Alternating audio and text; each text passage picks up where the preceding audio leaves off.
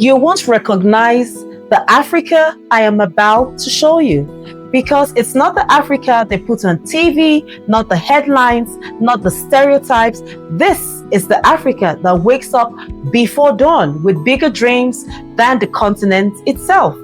The Africa that refuses to inherit the limitations of the past. The Africa rising from classroom, from slums, from tech hubs, from farms, from TikTok, from churches, from battles no one ever sees. This is the Africa of a new generation. It's bold, tired, awake, unafraid, rewriting what it means to be African. And honestly, it's time the world adjusted. So Africa is changing, not slowly or quietly, and definitely not politely. It's changing loudly, stubbornly, and beautifully. It's being pushed by a generation that is tired of being misunderstood, underestimated, and spoken for. A generation that grew up hearing what Africa should be and decided to build what it could be instead.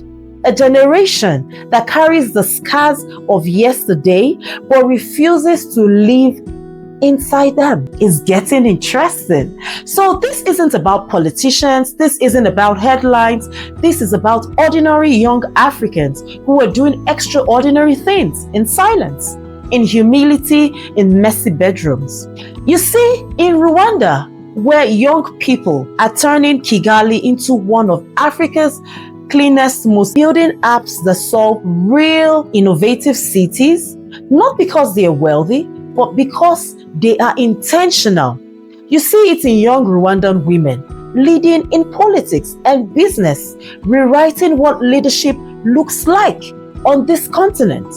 You see, in tech hubs like in Nusken House, it's filled with young developers, life problems from agriculture to finance. You see it in the mindset of the country that refused to drown in its pain and instead builds generation that believes healing is possible. You also see it in Burkina Faso, where young people are refusing to let the story be reduced to just headlines, where young farmers are returning to the land with new techniques, new seeds, and new courage, where youth are building cooperatives, small businesses, and community schools with nothing but determination and the strength of unity. In Burkina Faso, you find a generation rising from a place the world calls poor, yet producing some of the richest heart, the strongest resilience, and the loudest belief in change. The generation is showing their power everywhere. In our music, it's taking over the world. In our fashion, influencing global runway. In our tech startup, solving problems no one else bothered to understand. Is it in digital creators? They are building global audience from their living room. In young girls, choosing education instead of silence. In young boys, also choosing purpose instead of crime. In the youth, choosing healing instead of bitterness. In crowded buses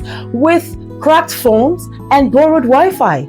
This is about the Africa the world doesn't see because they are too focused on the wrong things. The Africa they don't show you is full of young people who are tired of waiting, tired of surviving, tired of begging systems to at least show some care. They are creating their own paths through creativity, through courage, through pure, stubborn hope. The Africa they don't show you is a continent where the mind or the mindset is shifting, where the question is no longer who will save us, but what are we building today? And that shift, that small but powerful shift, is shaking everything.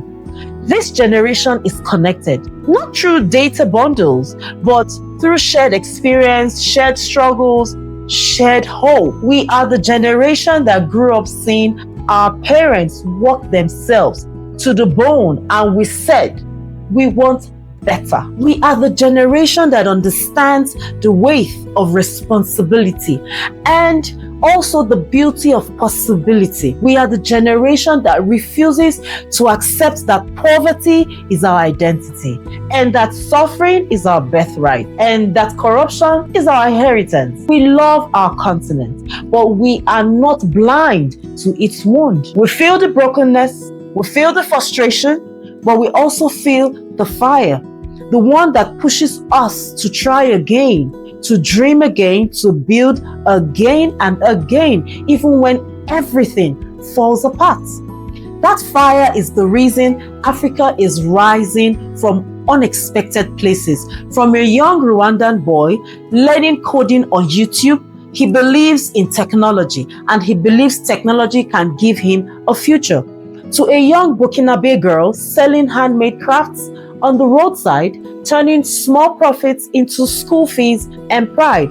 To young professionals in Kigali who gather in quiet cafes at night, planning startups that will solve problems their parents never had solutions for. To young men in Ouagadougou, choosing entrepreneurship over migration, teaching each other skills and building from nothing and proving that hope is a kind of wealth too. These are the stories that never make international news, but they are the stories that make Africa. The Africa they don't show you is a continent where young people are choosing confidence over shame. They are telling our own stories with our voice, in our own languages, through our own platform. We are rejecting the narrative that Africa is behind. Behind who? Behind what? No African is behind. Africa is becoming, and becoming is powerful. Becoming is messy, becoming is brave, because it takes courage to grow in the world that expects you to shrink. So this generation is not perfect, far from it, but we are awake, we are aware, we are trying, and we are refusing to hand over our future to anyone who does not respect them. To every young African watching this, you are part of this shift. Your efforts, your dream, your frustration, your attempts, even the ones that fail, they matter. You matter.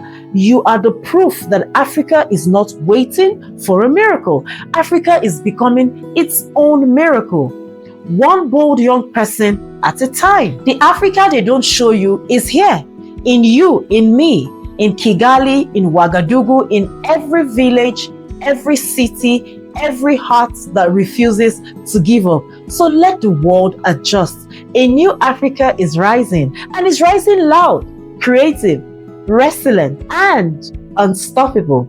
My name is Leticia Edirin. See you in my next video.